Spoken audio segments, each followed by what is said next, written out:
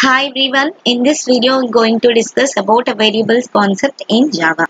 So we'll start with the definition and then we'll see what are the rules we must follow for giving a name to a variable, then how to declare and initialize of a variable, and what are the different types of variables in Java programming language. So I start with the definition. A variable is a name is given to a memory location. So it is a basic unit of the storage in any programming language. So the values it's stored in a variable, it can be changed during the program execution. So in Java, all the variables, it must be declared before use. So what are the rules we can follow for giving a name to a variable? So these are the rules. So name is consisting of letters, digits, underscore, and if you want to use any other special symbol, you can use dollar also. So this is a dollar sign.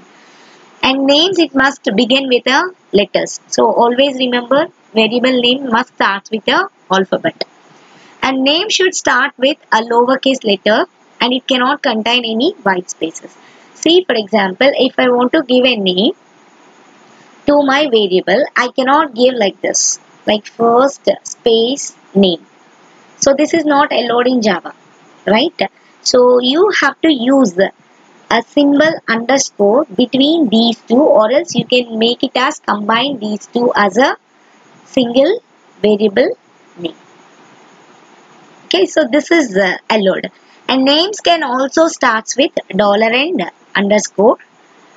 So most probably we are start always the variable with alphabet, right? So if you want, then you can use this dollar sign or underscore sign as the starting character of your variable name. And the names are case sensitive because your Java is also a case sensitive language. So it will differentiate the lower and uppercase letters. So if I'm given my variable name as num, so now I'm going to use like this. So now these two are different. So now we can observe these two are identically similar and the pronouns we can similar, but because of your Java is a case sensitive language, so these two variables are different. And then we cannot use any reserved words. So simply we can say keywords. So in Java we have totally 48 keywords are there and each and every keyword is having their specific meaning. So we cannot use that keywords as a variable names. Okay, so these are the rules we can follow for giving a name to a variable. So now we'll see how to declare a variables. So as like another programming languages, so whenever we want to use a variables, so we must declare those variables before they are using. So now we'll see the declaration of a variable. So it also follows a syntax. So we can take a syntax like it will take data type and then you can provide your variable name, right? And must close with semicolon. So in Java, we have a different data types like primitive and non-primitive data types. So whereas for variable declarations, we have to use the primitive data types like byte, boolean, string, char, int, float, double. So these are different primitive data types we have in Java. So we can use any of these as your data type, depends on the type of data we are going to store in your variable. Suppose if I want to declare my variable, like suppose see for example, here the variable is taken as a string, so first name. So now in future this first name variable can hold string, means the set of characters it can hold. And here you can observe another example, that is int num. So num is a variable of type integer and it can hold an integer values. So as like float, double and everything, so they can be used depends on your purpose. So after declaring a variable, you must initialize your variable. Means the initialization of variable is nothing but we have to assign some value to variable. So this is a syntax for initializing a variable. We can take a data type variable name and you can use assignment operator. So is equals to is nothing but an assignment operator. Okay, is equals to is an assignment operator. We can use this operator and you can provide the value which you are going to assign to this variable. So simply here is an example, int num equals to 25. So now the value 25 is assigned into a variable num, right? So once you created a variable, so your Java will reserve a memory. It depends on the data size and whatever the value you are assigned, and that will be kept in your memory locations. So as name said, the variables, the values, it can be changed in your variable during the program execution. So now we'll see what are the different types of variables in Java. So in Java, the variables can be of a different types. Like in Java, we have three different types of variables. In Java, we have three different types of variables.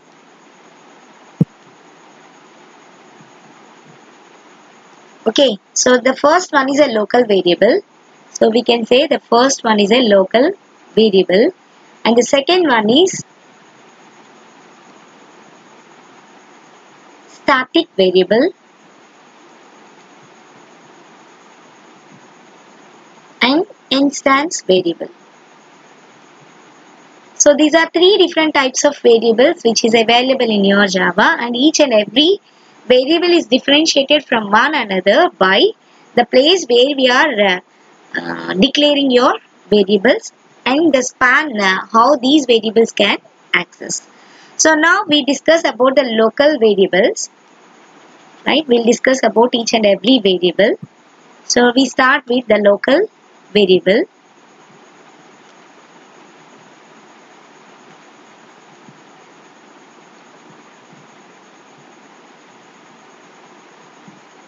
So now coming to a local variable, these variables can define within a block or a method or a constructor, right? So see, for example, if you take any method in Java, like suppose if I am declaring one method and that method name is add. So void add. So void add is a method. So now in this method I am going to declare any variable. Suppose for example, if I am taking a variable int a comma b. So now this variable, it can be declared within this block, right?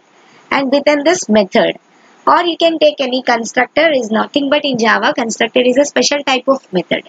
So in those methods, when we declare any variable, and such type of variable in Java is said to be a local variables.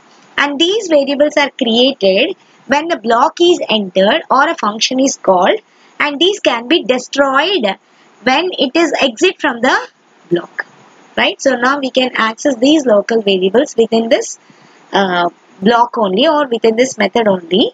So and these variables are created when we call this method, and these variables are destroyed when we exit from the method.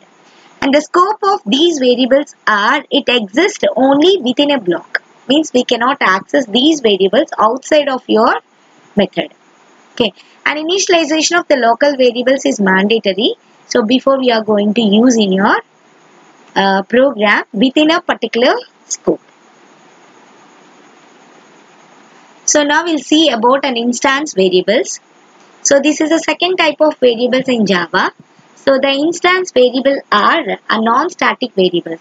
Remember, so we cannot declare a local variable or an instance variable is of type static, right? We can't declare. So static is having a specific meaning in Java, so which can keep only a single copy of memory. Right, coming to our instance variables, so the variables that can be declared within a class, right, within a class, and it can be outside of your method, constructor or block, right. So now we are creating a variable within a class. So you can take a class. See, for example, if you have a class and the name of the class is student, so in this class, so you can create any variables, right? You can create any variables, and these variables are said to be instance variables. So now these variables are declared outside of your any method, constructor or block. So an instance variables are declared in a class, and these variables are created when an object of this class is created. And the same way, and these variables are destroyed when an object is destroyed. So as like your local variables, so we may access using access specifiers. Like you want to access this instance variables, you can use access specifiers in Java, like public, private, protected. So like we have different access specifiers in Java, that is public, private and protected. So by using this access specifiers, we can try to access these instance variables depends on this access specifiers. So if we do not specify any access specifier, so by defaultly the Java will take default as a access specifier. So initialization of instance variables are not mandatory, because if you are not initialized, then the compiler is automatically initialized with a default value 0. And instance variables can be accessed only by creating an object. So without creating an object, we cannot access the instance variables. That is the variables which you are created in your class. And the last type of variables in Java is static variables. So static variables is having some specific purpose. So we can use these static variables in Java programming whenever we required or we need to satisfy these things. Like see, static variables are also known as a class variables, and these variables are declared similarly like our instance variables. That is, we can declare the static variables inside of the class itself. And the difference between the static variable is we have to use a static keyword, right? So we have a static as a keyword which is available in Java keywords. We have to use the static keyword before your variable declaration. Suppose if I want to declare a variable in num. So now this is my variable, num is of type integer. If I make it as a static, now it is a static variable. And we can declare the static variable similarly like your instance variables. So unlike instance variable, we can only have only one copy of a static variable. And this copy of a static variable can be shared by all your objects which is created for your class. And static variables are created at the starting of the program execution, and it can destroyed automatically when the execution is completed. So initialization of static variables are not mandatory if you are because it is somewhat similar to your instance variables. So we need not to bother about the initialization of your static variables. If you not initialized, so then it automatically take the default value as 0. So if we access the static variable like the instance variable, the compiler will show a warning message. See, remember always the static variables are accessed by the class name, not an object name. Right? So that's what the difference between your instance variable and the static variable. Suppose if you are trying to access this static variable by an instance or an object of your class, what your compiler will give you, it gives you an error message or it gives you a warning message, and it automatically replaces your object name with class name. Thank you.